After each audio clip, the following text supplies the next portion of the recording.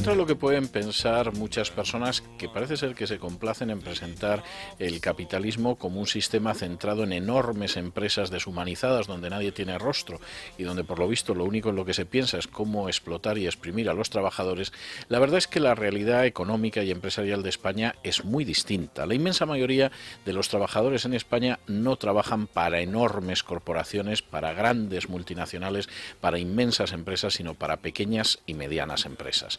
Son esas pequeñas y medianas empresas las que proporcionan la inmensa mayoría de los puestos de trabajo y también las que tienen que soportar de una manera más directa el impacto de una legislación laboral absolutamente obsoleta, el peso fiscal que existe en España sobre las sociedades, que es mayor que en la mayoría de los países de la Unión Europea, y otro sinnúmero de males a los que vamos a intentar acercarnos en los próximos minutos.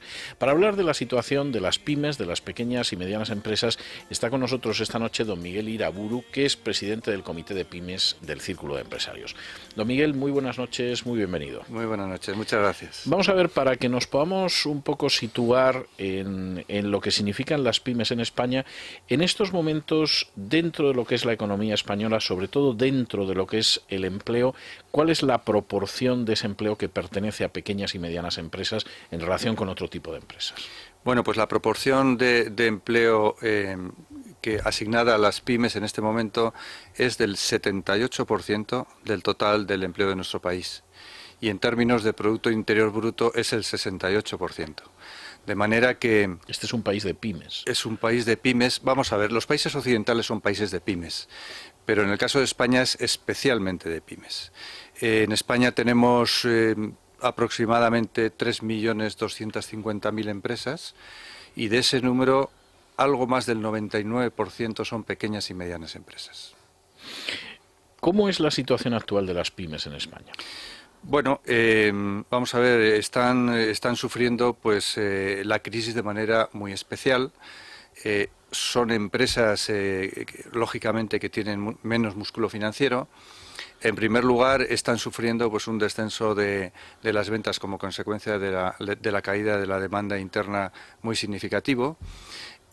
Como consecuencia también de esta reducción del mercado, otras empresas que antes no entraban en el terreno de las pymes están entrando, con lo cual la competencia se ha incrementado de manera importante. Cuando se incrementa la competencia se reducen los márgenes, se reducen los resultados, y la pyme española también tiene la característica de tener una estructura de fondos propios en el cual el capital es menor en porcentaje respecto a otras pymes europeas, con lo cual al no haber financiación externa, tradicionalmente las pymes y las cajas se han entendido muy bien. En este momento la financiación está muy difícil, pues están sufriendo mucho como consecuencia, como digo, primero del descenso de las ventas, segundo del descenso de los márgenes y en tercer lugar de sus dificultades para obtener una financiación, especialmente en el capítulo del capital circulante.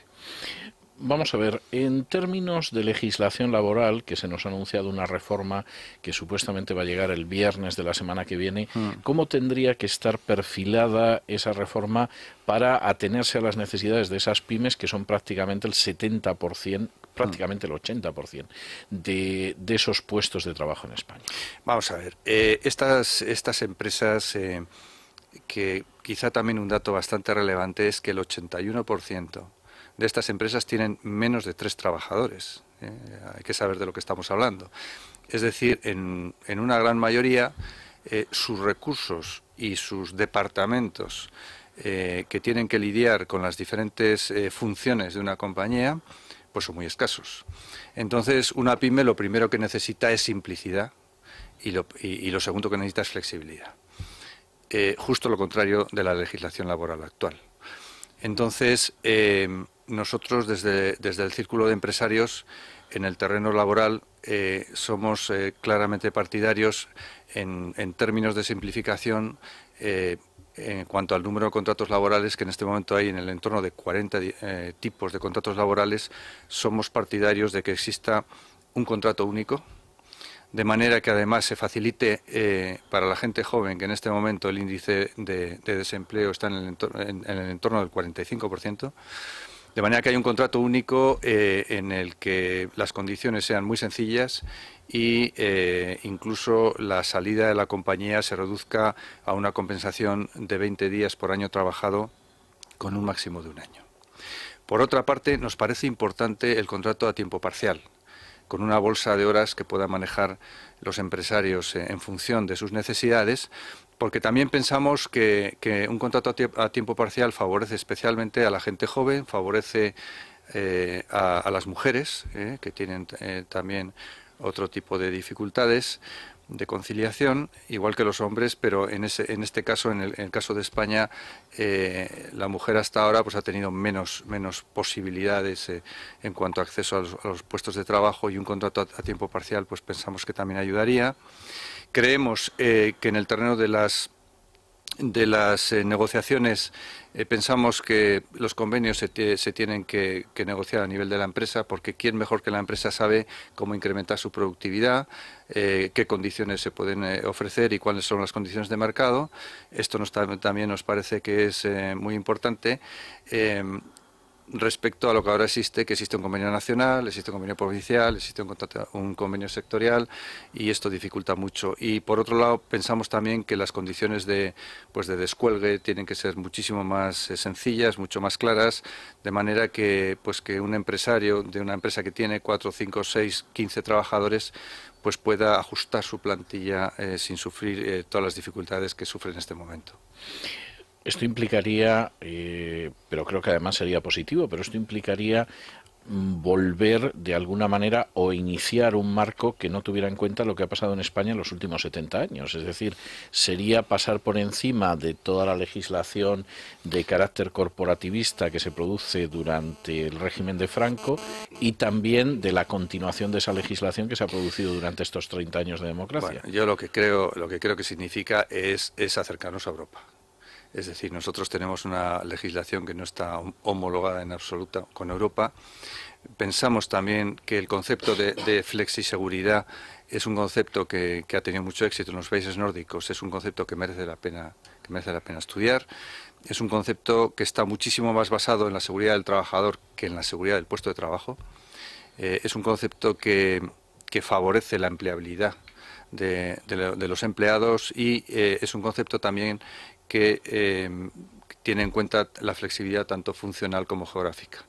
Entonces, yo creo que en este momento en España hay gente muy bien formada. Dentro de ese 45% de gente joven que en este momento está desempleada, yo creo que no hemos tenido nunca una generación de gente joven tan bien formada. La prueba es que en este momento muchos están planteando la emigración a otros países. Es cierto. Es una pena, porque se entiende perfectamente, y además yo tengo casos cercanos, se entiende perfectamente que si en nuestro país no se les puede dar un trabajo, pues se busquen otras alternativas, pero hay que tener en cuenta que el país ha invertido mucho en ellos, hasta llegar al nivel de formación que en este momento tienen. Entonces, pues, en fin, si las cosas mejoran, esperemos que con el tiempo pues vuelvan a trabajar en España. Pero quiero decir que en el fondo lo que nosotros estamos propugnando es una homologación del sistema laboral español al sistema europeo, que sin duda está teniendo muchísimos mejores resultados, pues nosotros tenemos tristemente la peor cifra de desempleo en números absolutos y relativos. ¿Eso implicaría, por ejemplo, también cambiar la regulación del derecho de huelga? Bueno, yo creo que el derecho de huelga es un derecho constitucional, y lo que hay que hacer es una ley de huelga que lo regule. Lo que no podemos hacer es estar en un vacío legal, de manera que no sepamos a qué atenernos, de manera que hay que saber compaginar un derecho constitucional con una regulación clara que nos permita a todos actuar de manera de acuerdo con un Estado de Derecho, que es donde pretendemos vivir. Hace apenas unas semanas la Comunidad de Madrid anunció una liberalización de horarios comerciales que fue muy bien recibida en unos sectores y muy criticada en otros. Sí. ¿Usted cree que realmente esa liberalización de los horarios comerciales perjudica a los pequeños comercios? Bueno, yo creo que en algunos casos puede que así sea, pero lógicamente hay que mirar el conjunto. Y el conjunto, yo pienso que todo lo que sea liberalizar los servicios es positivo para la economía española. España tiene un problema de competitividad clarísimo, y España tiene un problema de competitividad porque la productividad en España es muy baja. Nosotros, como economía, en este momento en Europa somos los quintos, a nivel mundial somos los números 12 y en competitividad somos los números 32. Dios bendito. Eso quiere decir que en los últimos años la productividad española pues ha decrecido de manera muy importante. Los años de bonanza, hasta el año 2007, nuestro PIB aumentaba de manera importante, pero nuestra productividad no, porque la construcción es un sector en el cual el valor añadido por empleado pues no es alto. Entonces, en este momento nuestra productividad ha avanzado algo, pero ha avanzado a costa de desempleo, lo cual tampoco es una buena solución. Nosotros tenemos que buscar una solución en la cual la productividad y el empleo vayan en el mismo sentido, es decir, mayor productividad y mayor empleo. Otro dato también interesante, bajo mi punto de vista, es que en Alemania los costes unitarios son el 25% más bajos que en España. Es decir, nosotros tenemos un problema de productividad importantísimo y eso además tiene unas consecuencias directas sobre el crecimiento del Producto Interior Bruto, sobre el bienestar del país y desde luego clarísimamente sobre nuestras exportaciones. Al final lo que tiene es un impacto directo sobre el empleo. ¿En qué medida está afectando a las pequeñas y medianas empresas la crisis del crédito? Pues de manera definitiva. Es decir, si yo dijera en este momento, si me dijera usted, priorice los problemas que están sufriendo las pymes, yo diría el primero, sin ninguna duda, es el problema del crédito. Hasta este momento, en los 4 años que llevamos de crisis, han desaparecido 250.000 pequeñas y medianas empresas y un número equivalente de autónomos. En muchos casos, esto no ha sido un problema de balance. Yo diría que ni siquiera de cuenta de resultados, ha sido un problema de tesorería, ha sido un problema de falta de liquidez, que en un momento dado, pues como consecuencia de no poder cobrar o de morosidad, tanto de la administración pública, que este es un tema que habría que abordar con seriedad en su momento, como de la parte privada, pues se han visto abocados a cerrar porque no eran capaces de pagar ni siquiera los sueldos de sus propios empleados. Y ha sido un problema puramente de liquidez.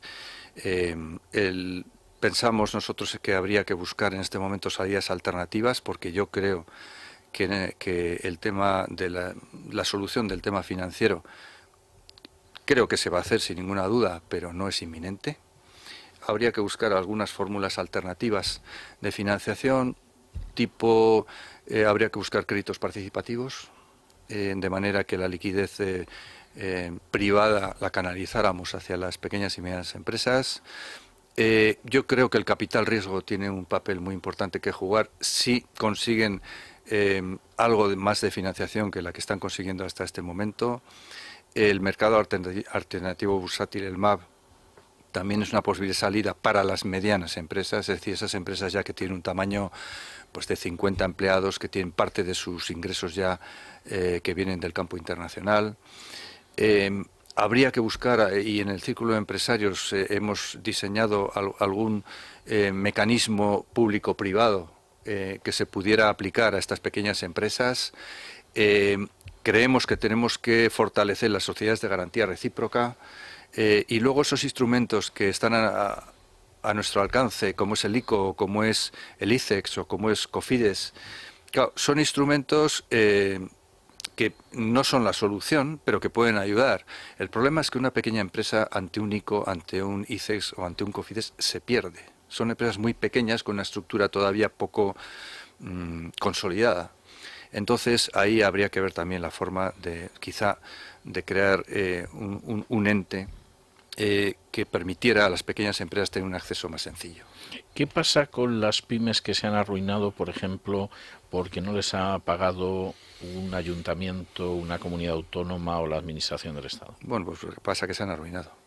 ¿Y hay alguna manera de ayudarlas? ¿Qué medidas nosotros proponemos en esos casos? Bueno, en el año 2010, y se puso en vigor el 1 de enero del 2011, hay una disposición transitoria de la Ley contra la Morosidad, que se aprobó y se puso en vigor, como he dicho, el 1 de enero del 2011. Esta ley daba un plazo para las entidades públicas de 50 días de pago, con un objetivo de 30 días para el año 2013.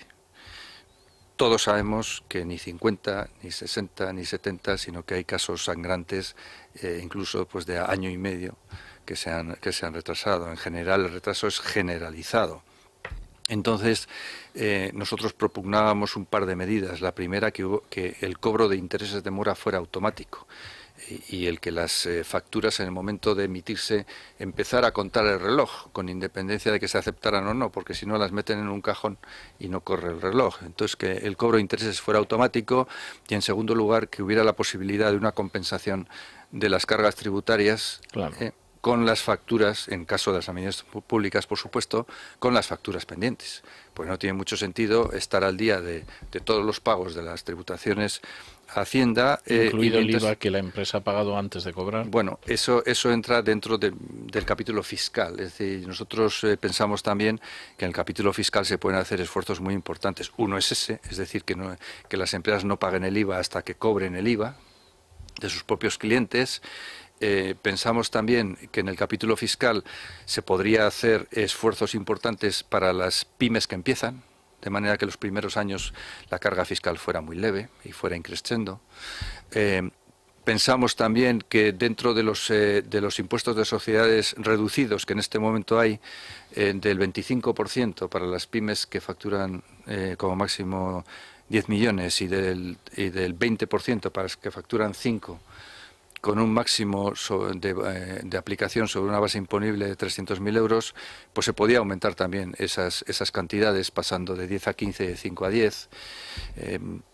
Y hay otra medida también que pensamos que podría tener mucho sentido, porque, como decía, la capitalización en general, la media, de las pymes españolas es baja. En ese sentido, nosotros propugnamos que los beneficios que se reinviertan no sean objeto de tributación. De manera que, de alguna manera, las pymes poco a poco se vayan autocapitalizando, claro, y necesitando menos recursos externos. Yo pienso que tiene todo el sentido del mundo que un beneficio que se reinvierta, pues, y más en la época que estamos, pues no cotice a efectos tributarios. Sí, me parece de sentido común. Don Miguel, si usted no tiene inconveniente, yo le voy a pasar los trastos de interrogar a mis compañeros de mesa para que le formulen alguna pregunta. Don Carmelo Jordán. Muy buenas noches. Hoy mismo hemos publicado en Libertad Digital, concretamente dentro de Libre Mercado, que es el periódico económico dentro de Libertad Digital, un artículo en el que explicaba cómo una empresa se puede crear en el Reino Unido en un plazo de 3 horas y con una inversión inicial de 71 euros. No solo eso, sino que además daba varias ventajas. Por ejemplo, no hay que pedir un número de IVA, ni siquiera cobrar el IVA hasta que se facturen unas 70.000 libras al año. No hay que hacer declaraciones trimestrales de IRPF, no hay que darse de alta como autónomo, es decir, el panorama es bastante más sencillo. Estábamos hablando, parte de la conversación, ha hablado usted también de las nuevas pymes. Sí. También se ha hablado mucho de las pymes que ya están creadas, pero yo creo que favorecer el nacimiento de empresas es fundamental, y fundamental en este momento también porque perdemos mucho talento por no hacerlo. ¿Cómo competimos con esta empresa en 3 horas, creada en 3 horas y con solo 71 euros? Pues competimos muy mal. Competimos muy mal porque en España se viene hablando de la ventanilla única desde hace muchísimos años, pero de facto esto nunca se ha implantado. Yo pienso que desde luego en el mundo actual nosotros tendríamos que ser capaces, me da igual que sean 3 horas que 10 horas, de crear una empresa por Internet. Por supuesto, sí, que teníamos que ser capaces. Bueno, en Estados Unidos se crea por Internet. Por supuesto, o sea, tampoco estamos inventando nada. Sí. Creo que tendría todo el sentido del mundo, y entonces el tener las rémoras que tenemos en este momento en España para crear un negocio, ya tenemos problemas para tener emprendedores. En el momento que los tenemos, ponerles trabas, pues realmente me parece que habría que solucionarlo, y además me parece que no es tan difícil solucionarlo, porque otros ya lo han hecho con éxito. Don Uriel Macías. Buenas noches. ¿Qué tal? Uno de los temas que ahora cada vez que se habla de la reforma laboral y del paro en España y de la dificultad de contratar y demás, y de la productividad, uno de los temas del que yo no oigo hablar, y siempre hay las comparaciones, sobre todo a los empresarios, como es lógico cuando escucho la pregunta, se oye hablar mucho de que estamos muy lejos de Europa en flexibilidad del mercado laboral, muy lejos de Europa en tratamiento fiscal, muy lejos de Europa y nos tenemos que acercar a Europa. no nos tenemos que acercar también a Europa en los salarios. Es decir, yo no pretendo decir que la culpa de la baja productividad sean los bajos salarios, pero es que vivimos en un país en el que el coste de vida ya es muy similar. Nos recordamos hace 15, 20 años cruzaba los Pirineos y todo te parecía carísimo. Hoy cruzamos los Pirineos y todo te parece más de lo mismo. Y en cambio ganamos infinitamente menos en igualdad de responsabilidades en un puesto de trabajo que un trabajador francés, que un trabajador británico, que un trabajador alemán, holandés o finlandés. Eso... de eso no se habla nunca, es decir, del desequilibrio salarial de España con el resto de los países desarrollados, y a lo mejor también, me atrevo a interpretar, es decir, lo que no podemos es, si se recortan de alguna manera los derechos que hoy tienen los trabajadores para flexibilizar el mercado laboral, que creo que es imprescindible, quizá habría que compensar todo aquello con una mejor remuneración. Si está menos protegido, que decir, pues si el pretexto del empresario es, no, es que tiene tantas garantías sociales, tanto carga de la seguridad social por parte del empresario, y además si le despido, le estoy capitalizando un despido, pues a lo mejor descapitalicemos el despido pero pagamos mejores salarios, ¿no? Yo creo que, vamos, mi punto de vista es que no acabamos de entender muy bien, o quizá de manejar, no lo digo en su caso, por supuesto, digo en general, en este país, el término de productividad. Salarios más altos necesariamente no significa una menor productividad. Como tampoco el decir que hemos incrementado la productividad no quiere decir que seamos más competitivos, porque si nuestros vecinos la han incrementado todavía más que nosotros, en nuestra posición relativa será de menor competitividad. Lo que es importante no es tanto los salarios, sino es el coste salarial unitario. Eso es lo importante. Ahí es donde tenemos la gran desventaja con nuestros vecinos. He comentado antes que en el caso de Alemania nos separa un 25% y Alemania es un país que tiene salarios mucho más altos. De manera que yo creo que el foco lo tenemos que poner en la productividad. Y si nosotros somos capaces de competir con nuestros vecinos con salarios más altos, querrá decir que hemos elevado la productividad de manera importante. Y ese es el camino. Es decir, España, pues en los años 70 era un país que competía por salarios y fue los años en que recibimos a la industria del automóvil.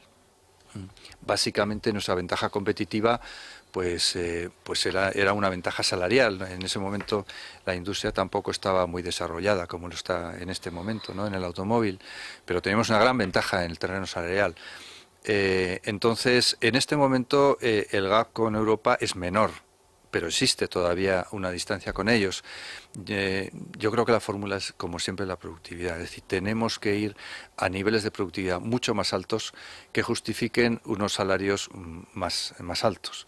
Además, bajo el punto de vista de demanda interna, que es un problema que en este momento lo tenemos en España porque está cayendo ininterrumpidamente desde el año 2008, el tener unos salarios más altos supondría una renta disponible más alta y una capacidad adquisitiva más alta. De manera que también todo es positivo bajo ese punto de vista.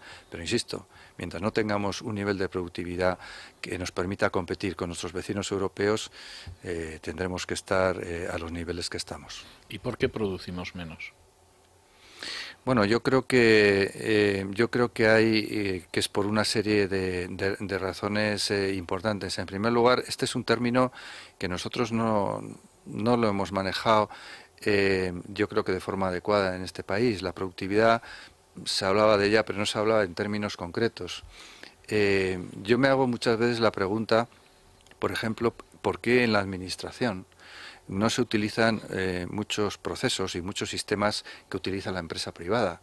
¿Por qué en la administración no se hace un plan estratégico en los diferentes departamentos? Claro. ¿Por qué no se hace se plantea una edición por objetivos?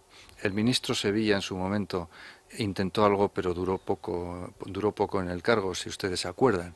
¿Por qué no se hace una evaluación anual de resultados? ¿Y por qué no se liga los salarios y a la productividad? También en la administración. También en la administración. No, a mí me parece muy bien. También en la administración. Entonces, no hay una conciencia, bajo mi punto de vista. Nosotros hasta ahora hemos indexado siempre las subidas salariales a la inflación. Claro, el hacer eso bajo un punto de vista de un país que va por detrás de los demás, que tiene el puesto 32 en el mundo de competitividad, siendo la número 12 en tamaño del PIB, claro, eso es ir totalmente en sentido contrario. Es pensar que nosotros tenemos que mantener el poder adquisitivo porque sí, con independencia de cuáles sean nuestros rendimientos. Afortunadamente ya se empieza a hablar de salarios ligados a la productividad y en ese momento nosotros sin ninguna duda haremos los esfuerzos necesarios tanto en el capítulo de inversión como de mejora de procesos como de innovación para ser capaces de competir con nuestros vecinos europeos también en términos de productividad y en ese momento podremos hacer una serie de mejoras que creo que son positivas bajo todos los puntos de vista. Pero hay que ir por un cierto orden. No podemos ahora subir los salarios sin más. Don Emilio Catmani. Muy buenas noches, don Miguel. ¿Qué tal? Yo quería hablarle del sector industrial en la PYME. Usted ha citado lo de la industria del automóvil y a mí siempre me ha llamado mucho la atención, sin ser economista y sin entender nada de economía, cómo en países como en Italia o en Gran Bretaña, con gran tradición automovilística, han sido capaces de tener pymes que se dedican a fabricar coches o sobre todo motos. Y España tenía, o me dio a mí la impresión de que en los 50 y en los 60 tenía una oportunidad de crear una red industrial en ese ámbito. Estoy pensando en marcas de motos como Montesa, o como Osa, o como Bultaco, la propia Derby. En coches llegamos a hacer el Pegaso, que era una preciosidad de coche y que se quedó sin hacer y que ahora en las subastas de coches clásicos adquieren precios estratosféricos. Pues un poco lo que pasa en Italia, quizá en pequeñito, porque los italianos son más creativos y tienen más tradición en este asunto, pero ellos sí han sabido conservar sus Ducati, no todo, pero en parte sí han sabido conservarlo. En Inglaterra no digamos, donde hay muchísima fábrica de este tipo. ¿Por qué en España no tenemos esto, no somos capaces de esto? ¿Dónde está el fallo? Vamos a ver, Inglaterra se ha quedado sin industria, O sea, Inglaterra se ha quedado absolutamente sin industria automovilística y sin industria de camiones, vamos a ver, hay varias razones. Nosotros, en tecnología propia, España nunca ha sido un país que ha despuntado por eso. Es decir, el número de patentes de nuestro país es extraordinariamente bajo en comparación con los países de nuestro entorno. En segundo lugar, España ha tenido un hándicap importantísimo y es que España se ha abierto al mundo hace pocos años en comparación con los demás. Nosotros hemos empezado realmente a abrir estos mercados pues a partir de los 70s. España es un país que ha hecho un esfuerzo exportador impresionante en estos años, pero Italia lo viene haciendo desde hace muchísimos más años. Claro. Nosotros vamos a cualquier país latinoamericano y vemos comercios italianos, restaurantes italianos en países que se habla castellano. Es decir, el esfuerzo internacional de nuestro país ha sido enormemente importante, pero en un periodo corto de tiempo en comparación con nuestros países vecinos.